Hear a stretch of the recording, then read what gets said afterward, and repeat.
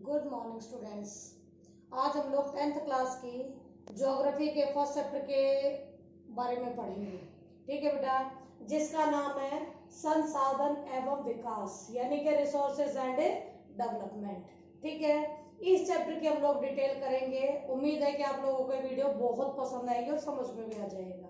ठीक है, आज हम इसमें दो टॉपिक पढ़ेंगे।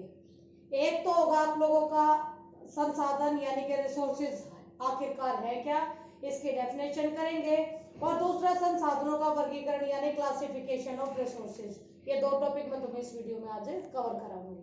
ठीक है बेटा, तो चलिए हम शुरू करते हैं इसकी परिभाषा से।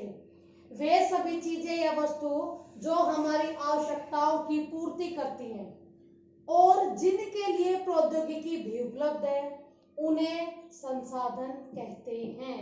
यानी मैंने इस डेफिनेशन में केवल दो बातें बोली हैं, केवल दो। पहली बात कि वे सभी चीजें जो हमारी मानव की आवश्यकताओं की पूर्ति करती हैं, पहली बात। दूसरी बात, उनके लिए प्रौद्योगिकी भी उपलब्ध है यानी टेक्नोलॉजी भी उपलब्ध है, यानी वे आप लोगों के संसाधन कहलाते हैं। ठीक है, यानी कि रिसोर्सेज वो होते हैं जो हमारी आवश्यकताओं की पूर्ति करते हैं और जिनके लिए टेक्नोलॉजी भी हमारे पास उपलब्ध है, उन्हें हम संसाधन कहते हैं, जैसे कि कोयला, पेट्रोलियम और सौर ऊर्जा। ओके बेटा, इसके बाद आता है संसाधनों का वर्गीकरण। ठीक है, क्लासिफिकेशन ऑफ रिसोर्सेज। बहुत बढ़िया, आराम से बिल्कुल ध्यान से सुनना कि ये हम लोगों के चार तरह के हैं: उत्पत्ति के आधार पर, विकास के आधार पर, स्वामित्व के आधार पर और समाप्यता के आधार पर। उत्पत्ति के आधार पर यानी on the basis of origin, on the basis of development, on the basis of ownership और on the basis of acceptability. ठीक है बेटा, यानी कि आप लोगों के संसाधनों का वर्गीकरण हम चार आधारों पर करेंगे। ठीक है, इन चार आधारों के भी अलग अलग पार्ट्स हैं। ओके, अब ये समझाने से पहले एक और छोटी सी बात, मैं तुम्हारी बात ये याद रखने का तरीका बताती हूँ।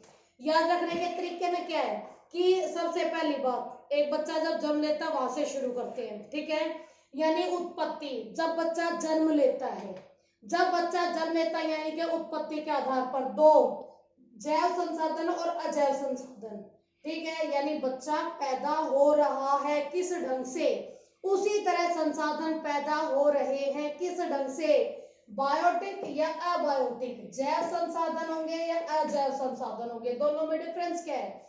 जैव संसाधन वे संसाधन होते हैं जो जीवित जैविक हमारे जैव मंडल से निर्मित होते हैं या जैव मंडल में उपलब्ध जो चीजें होती हैं उनसे जो निर्मित संसाधन होते हैं, वे हमारे बायोटिक संसाधन कहलाते हैं।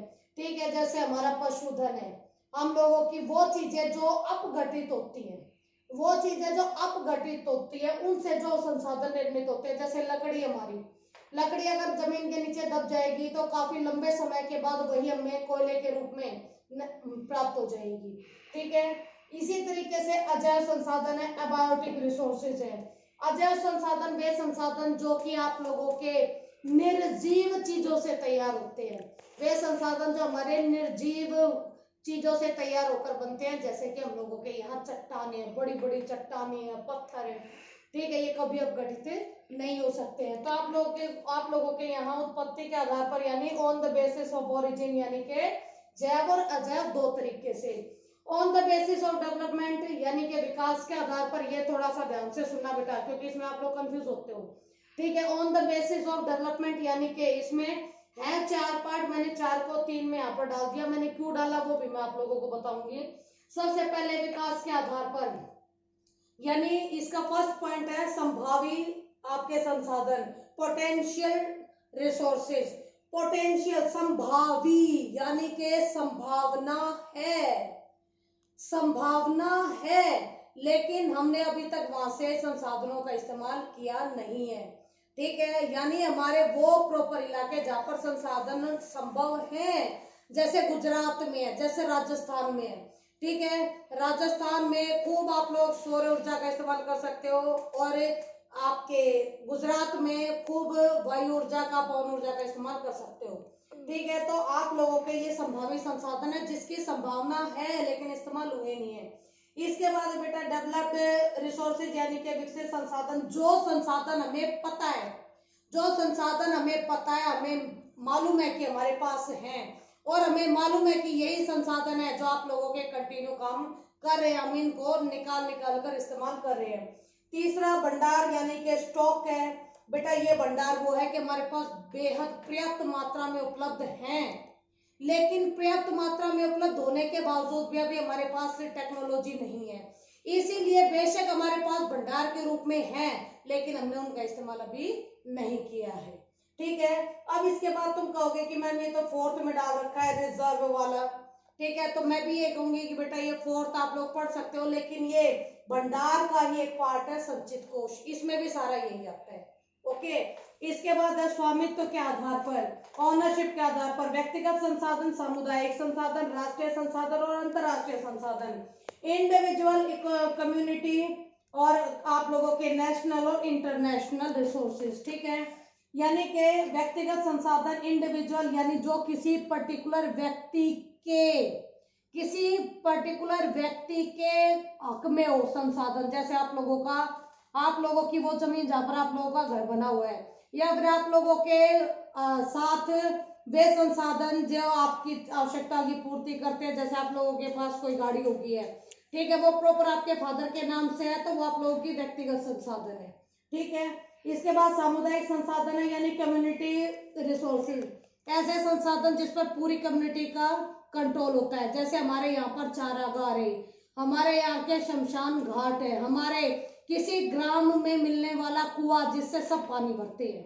ठीक है, तो ये आप लोगों के कम्युनिटी रिसोर्सेज है। तीसरा आप लोगों का है बेटा राष्ट्रीय संसाधन यानी नेशनल रिसोर्सेज। जो नेशनल रिसोर्सेज है वो जो किसी भी देश की सीमा रेखा के अंदर पाए जाते हैं वे राष्ट्रीय संसाधन होते हैं। इस पर आपका नहीं, हमारा नहीं, इस पर सरकार का आधिपत्य होता है। और अगर सरकार कोई अगर ऐसी जगह है जो है तो व्यक्तिगत, लेकिन उसका इस्तेमाल करके कम्युनिटी के कल्याण के लिए काम हो सकता है, तो सरकार उस इलाके को, उस जमीन को भी इस्तेमाल कर सकती है अधिकृत करके। उसके बदले वो उन व्यक्तियों को जितना उसका मूल्य होगा वो मूल्य चुकाकर उसका इस्तेमाल करेगी मानव जाति के कल्याण के लिए। ठीक है बेटा, तो राष्ट्रीय संसाधन वे संसाधन जो एक देश की बाउंड्री के अंदर मिलते हैं जिस पर सरकार का आधिपत्य होता है। ओके, इसके बाद अंतरराष्ट्रीय संसाधन है बेटा। अंतरराष्ट्रीय संसाधन जैसे कि हमारे समुद्र है। ठीक है, अब ध्यान से देखना, जैसे हमारे समुद्र हैं, ये मान लो हमारे समुद्र का आप लोगों का नीचे वाला हिस्सा है। ठीक है, इसमें आप लोगों के तकरीबन 19.2 किलोमीटर तक का इलाका जो लगभग 20 किलोमीटर गिना जाता है। ठीक है, यानी 19.2 किलोमीटर तक का इलाका ये सारा का सारा अगर भारत की सीमा रेखा के पास लगता हुआ है तो ये भारत का ही, इसमें पाए जाने वाले सारे रिसोर्सेज भारत के ही मिलेंगे। ठीक है, लेकिन जो 19.2 किलोमीटर के बाहर का इलाका है, जो इधर का इलाका बच गया है, इस इलाके में जो भी संसाधन मिलेंगे उस पर भारत अपना आधिपत्य नहीं जमा सकता, वो इंटरनेशनल रिसोर्स में आते हैं। मेरे हिसाब से समझ में आ गया होगा। यानी 19.2 किलोमीटर के जो अंदर है वो तो इंडिया के, लेकिन 19.2 किलोमीटर के बाहर जितने पड़ते सारे इंटरनेशनल आपके संसाधन कहलाते हैं। इसके बाद चौथा है बेटा तुम्हारा समाप्यता के आधार पर, यानी कि आप लोग अब यहाँ पर बच्चा जन्म ले चुका था, यहाँ पर वो विकास कर रहा था। भाई हमारी सिंपल सी लैंग्वेज अगर मैं इस्तेमाल करूं तो छोटा सा बच्चा जो धीरे धीरे करके बढ़ने लग रहा है, स्वामित्व के आधार पर, यानी वो जवान हो गया, अब वो काम करना शुरू कर चुका है। ठीक है, इसके बाद लास्ट में वो बूढ़ा हो गया और उसके अब मरने के दिन आ गए हैं। ठीक है, तो समाप्यता के आधार पर दो हैं, नवीकरणीय और अनवीकरणीय। नवीकरणीय रिन्यूएबल और नॉन आपके अनवीकरणीय नॉन रिन्यूएबल। जो नवीकरणीय जिसे हम नया कर सकते हैं, यानी जैसे सौर ऊर्जा है, पवन ऊर्जा है, ठीक है, ये सारी ऊर्जाएं हम लोगों की इस्तेमाल करता है व्यक्ति, और ये आपके नवीकरणीय संसाधन कहलाते हैं। और अनवीकरणीय संसाधन जैसे कोयला हुआ, पेट्रोलियम हुआ, प्राकृतिक गैस हुआ, जिन्हें एक बार इस्तेमाल करने के बाद हम लोग खत्म कर देते हैं। ठीक है, यानी हम उसका दोबारा से इस्तेमाल नहीं कर सकते हैं।